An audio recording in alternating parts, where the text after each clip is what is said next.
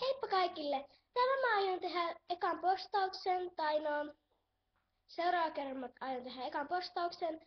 Ja tää laatu saattaa olla aika huono, koska mä teen tällä webbikameralla. Mutta seuraava kerralla, kun mä teen postauksen, niin mä teen tuolla kameralla. Eli jos haluatte, että teen tätä postausta niin kuin seuraava kerralla, niin laittakaa tonne alas, niin sinne, että haluan, tai otan tämmöstä. Sitten,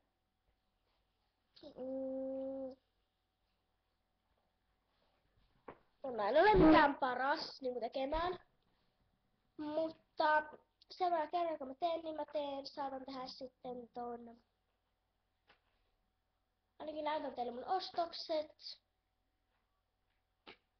ja sitten ostokset ja sitten niin kerron vaan mun päivästä ja näin. Mut siis, nähdään sitten postauksen parissa. Moikka!